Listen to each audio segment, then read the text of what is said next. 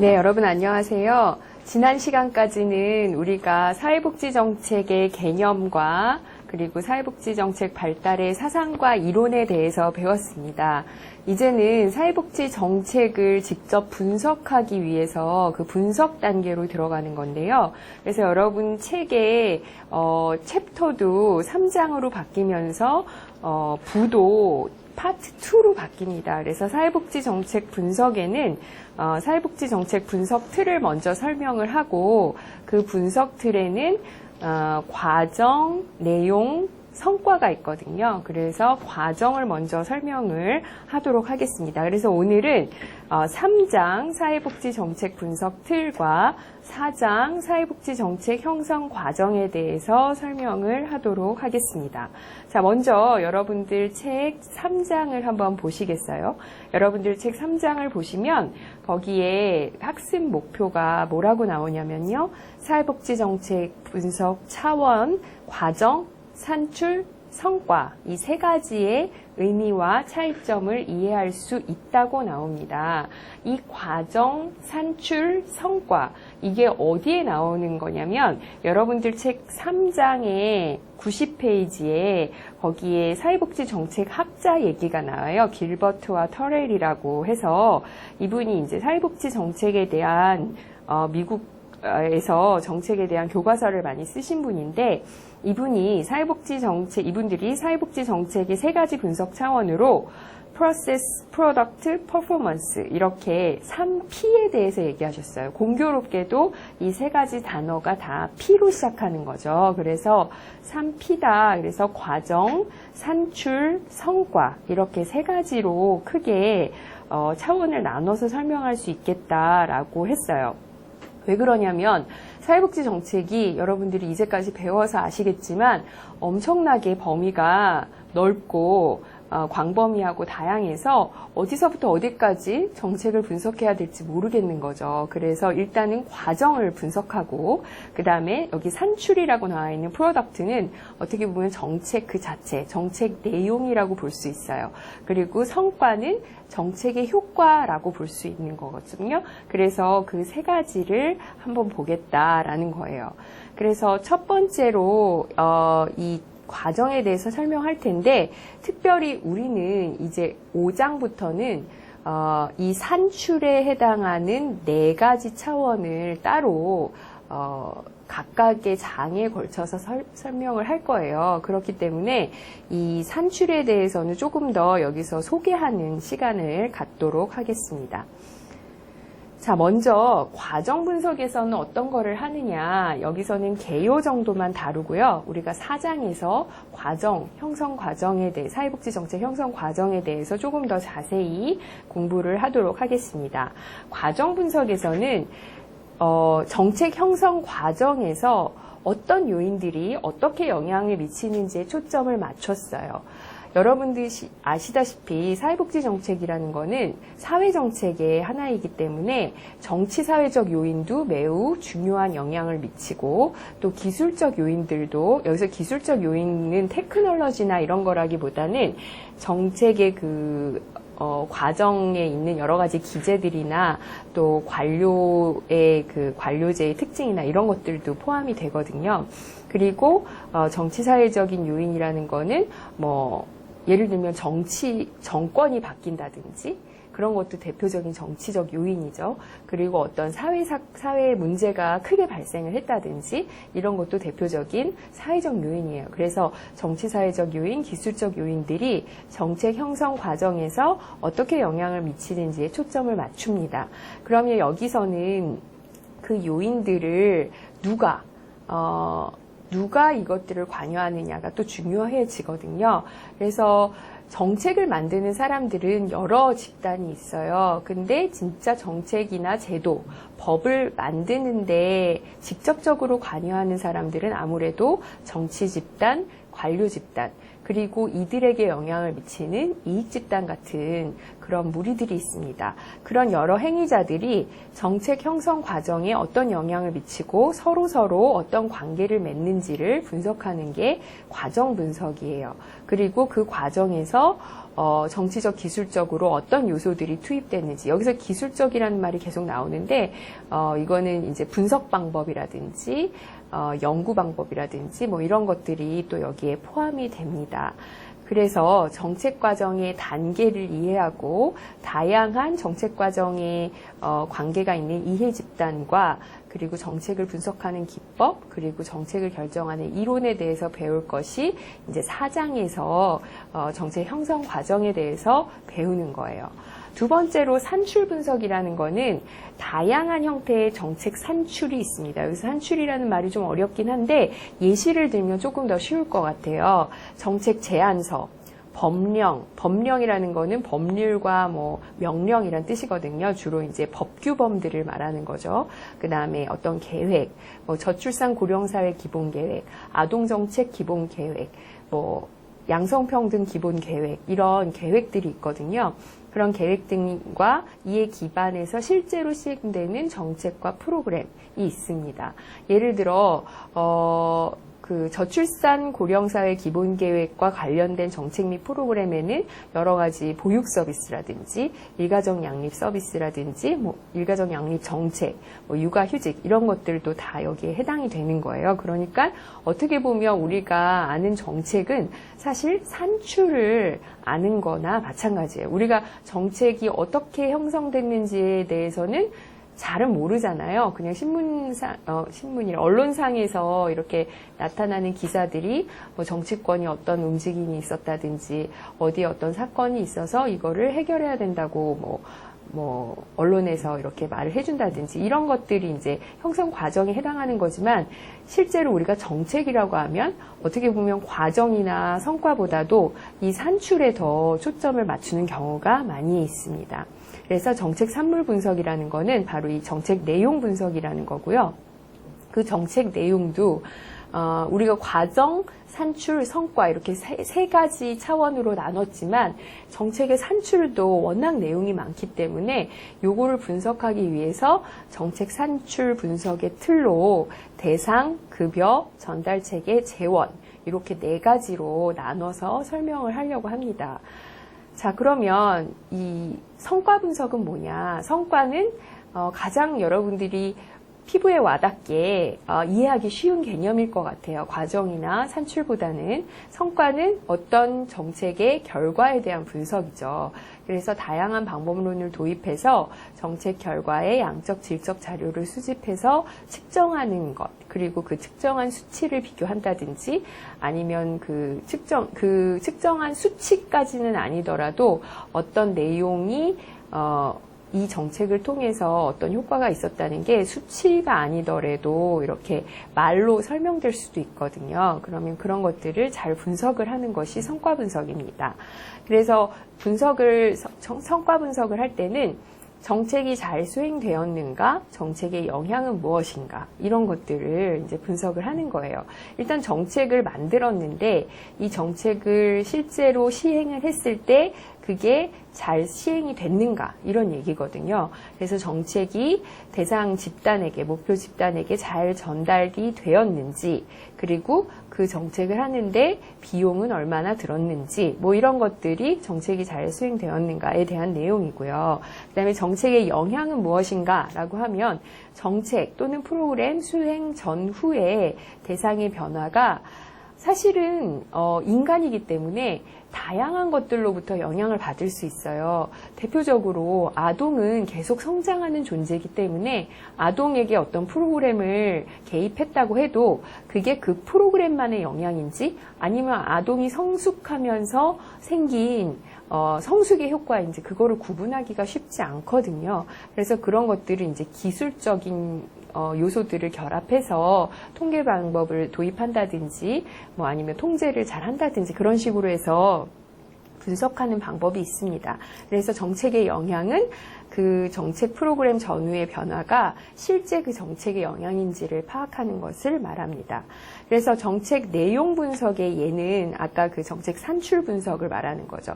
그 정책 산출 분석은 아까 그 산출 분석 틀도 대상, 급여, 재원, 전달 체계라 그랬잖아요. 그래서 그 대상, 재원, 급여, 전달 체계 그 네 가지에 대한 내용입니다. 그래서 예를 들면 사회 서비스를 유료로 제공함으로써 그만큼의 가치가 있었는가. 이 유료라는 거는 재원에 대한 내용이고요. 그 다음에 급여를 현금이나 현물로 제공할 때 장단점이 무엇인가. 요거는 급여를 분석하는, 그러니까 그야말로 정책 내용을 분석하는 거고요. 그 다음에 정책 성과 분석은 정책이나 프로그램의 영향, 효과성, 효율성 등입니다. 예를 들면 저출산 정책을 한다고 할 때 이렇게 저출산 정책을 많이 했는데 우리나라 출산율이 그렇게 많이 오르지 않았다. 그러면 그래서 이제 지금 뭐 저출산 기본 계획에 대해서 다시 막 재프레임하고 막 다시 설계하고 막 이러는 노력이 들어가고 있거든요. 그건 뭐냐면 이제까지의 저출산 정책이 별로 효과가 없었다. 왜 그러냐? 출산율이 오르지 않았죠. 출산율이라는 거는 합계 출산율이라는 거는 수치로 딱 나오는 거잖아요. 그리고 또 무슨 직업훈련을 했는데 그 사람이 직업훈련을 통해서 실제로 임금이 얼마나 올랐는지 뭐 이런 것들도 이 효과성, 영향 그런 거에 대한 분석입니다. 자, 그리고 이제 산출 분석 틀에 대해서 간단하게 설명을 하도록 하겠습니다. 먼저 아까 그 산출 분석 틀이 네 가지가 뭐라고 그랬었냐면 여기에 나오네요. 대상, 급여, 전달 체계, 재원이에요. 그래서 먼저 대상에 대해서 간략하게 살펴보겠습니다. 이 대상이 뭔지는 아시죠? 정책의 대상. 정책이 누구에게 이 정책을 제공하느냐, 서비스를 제공하느냐 이런 얘기죠. 그래서 사회복지 정책의 대상을 선택하는 기준이 무엇이냐, 어떤 사람들이 이 정책의 혜택을 받도록 설계되었느냐, 그리고 정책의 실행을 통해서 실제로 누구의 복지가 증진되는 거냐, 그리고 급여의 수급 자격, 이걸 eligibility라고 어렵게 말하는데 수급 자격은 이 급여를 받을 수 있는 조건을 가진 사람을 말해요. 예를 들면 기초생활보장급여라는 거는 일정한 소득이나 자산조사를 통해서 일정한 수준, 우리가 사회보장 최저수준이라는 최저사회보장 수준이라는 그 기준을 마련해 놓고 그것보다 소득이나 재산이 낮은 사람들한테만 주는 거거든요. 그 기준을 정하는 것도 까다롭고 그 대상을 정하는 것도 되게 까다로워요. 그래서 급여의 수급 자격을 어떻게 결정하는가, 뭐 이런 게 대상에 대한 이제 논의입니다. 그래서 사회복지 정책이 우리가 사회복지 정책의 기능에서 사회통합 기능이다, 소득 재분배 기능이다, 사회문제 해결의 기능이다 이런 여러 가지 기능이 있는데 사실 사회복지 정책을 한다는 거는 그 정책의 대상자 집단에게만이 아니라 사회 전체에 일정 정도 효능이 있는 거예요. 기능이 있는 거예요. 하지만 이런 사회 전체에 이익이 되는 공공정책이라고 하더라도 정책을 통해서 더 직접적이고 즉각적인 혜택을 받는 인구 집단은 구분이 되죠.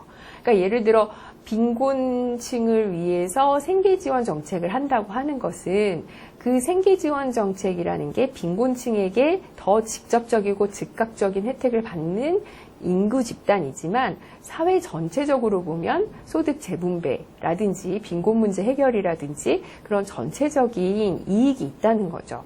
그런데 이런 거를 할 때도 일반 국민들이 이 정책의 혜택이 어떤 대상에게 주어지는 것을 지지하는지에 대한 정치적 고려도 필요하다고 합니다.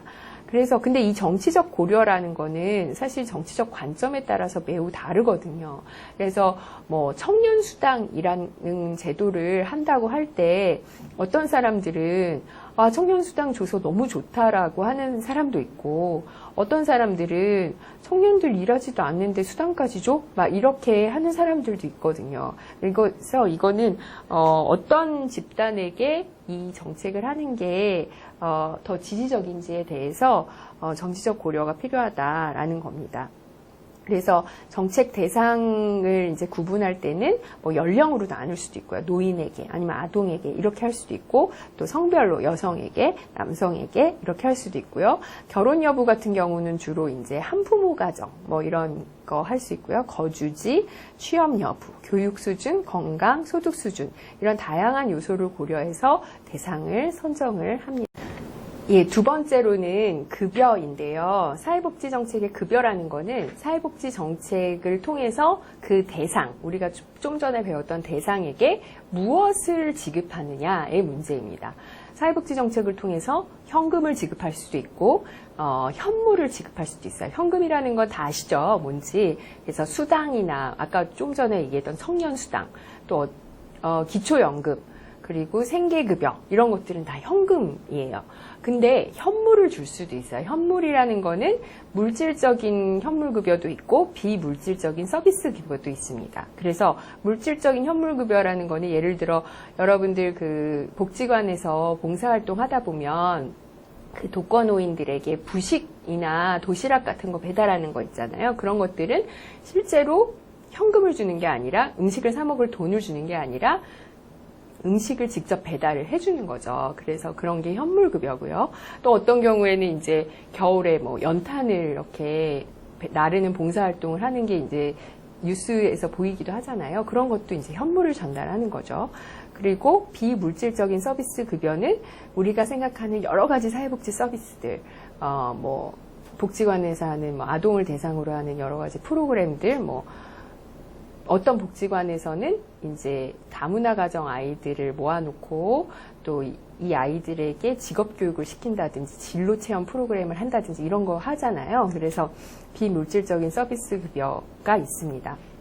그 외에도 사회복지 정책의 급여인가라고 할 수도 있는 권력 그리고 기회 이런 것들도 있어요. 우리가 평등 같이 평등 배울 때 기회의 평등 배웠잖아요.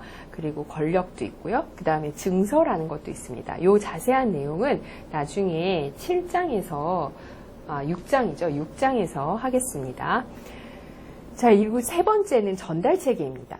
아까 우리가 배웠던 사회복지정책 분석의 첫 번째, 두 번째 차원이 누구에게 무엇을 제공하는가에 대한 것이었다면 이 사회복지정책 내용 분석의 세 번째 차원은 사회복지정책을 어떻게 전달하는가입니다. 급여를 정책 대상에게 전달하는 체계가 잘 구성되어 있어야지만 사회복지정책 급여가 대상자에게 정확하게 전달될 수 있는 거죠. 그래서 전달하는 체계 이러면 좀 어렵잖아요. 근데 요 밑에 있는 글을 보시면 조금 더 쉽게 이해할 수 있습니다. 그래서 이 전달하는 체계에는 여러 가지가 있어요. 뭐 기관도 있을 수 있고 인력도 있을 수 있고 어떤 기관은 예를 들어 사회복지정책급여가 어떤 기관을 통해서 전달돼야 하는지, 뭐 복지관을 통해서 전달돼야 하는지, 아니면은 공공기관을 통해서 전달돼야 되는지, 뭐 복지관도 노인복지관을 통해서 해야 되는지 종합복지관을 통해서 해야 되는지 뭐 이런 것들이죠.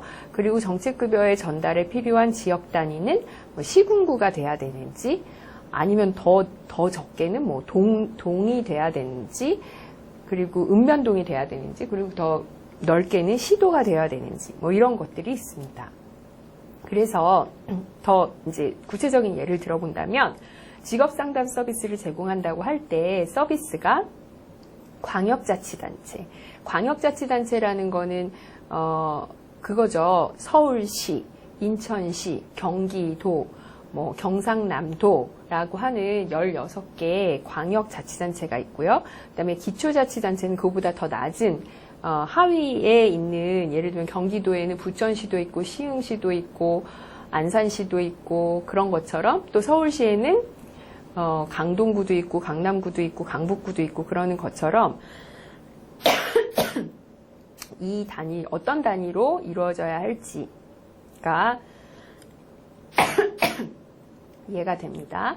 그리고 직업상담 서비스를 제공할 때 그 직업상담사라는 전문 인력이 기술적인 자격 수준 뭐 직업상담사 몇 급 자격증이 중요한지 아니면 직업상담사가 그 기초자치단체에 거주하는 것이 중요한지 뭐 이런 것도 일종의 그 전달 체계에 해당이 되고요. 그 다음에 이 직업상담 서비스를 제공한다고 할 때 고용노동부에서 하는 고용센터에서 해야 되는지, 아니면 그냥 일반적인 복지관이나 비영리 조직에서 해야 되는지, 아니면 진짜 무슨 HR 같은 거를 하는 그런 실제 회사, 영리 회사에서 해야 되는지, 뭐 이런 어떤 조직에서 제공을 해야 될지도 여기 전달 체계에서 논의하는 것입니다. 그리고 마지막으로 재원인데요. 이 재원은 사회복지 정책이 시장 내에서 그 자원을 할당하는 게 아니죠. 시장에서 그 물건을 사고 팔아서 사회복지 정책 급여를 받는 게 아니잖아요. 그러면 시장 외부에서 한다면 사실은 시장 외부에서 그 자원을 주고받는다 할지라도 그 제공되는 자원에 돈이 들어가는 거죠. 그래서 그 재정의 원천은 어떤 형태인가를 보게 돼 있습니다. 그래서 재정의 원천을 공공으로 할 것인지 민간으로 할 것인지, 공공으로 한다는 거는 이제 세금을 걷어서 정부 예산으로 할 것인지, 아니면 민간에서 후원금이나 기부금 같은 걸 받아서 할 것인지, 아니면 요거 두 개를 합쳐서 할 것인지, 뭐 이런 거죠. 그리고 만약에 공공과 민간의 재원을 모두 사용한다면 그 비율은 어느 정도로 할 것인지, 그리고 정부 재원 중에서도 어떤 종류의 조세를 활용할 것인지, 뭐 직접세냐, 간접세냐, 뭐 소득세냐, 근로소득세냐, 아니면 법인세냐, 뭐 이런 것들이 있거든요. 그리고 정부 재원은 보조금 형태로 지급할 것인지, 아니면은 교부세 형태로 지급할 것인지, 뭐 이런 것들이 있어요. 이건 나중에 다 배울 거니까 이런 내용들을 우리가 배우게 됩니다. 그래서 이게 사회복지정책 산출 분석 틀의 내용에 대한 얘기였어요. 그래서 일단 3장은 여기서 마치고요. 이제 4장으로 넘어가도록 하겠습니다.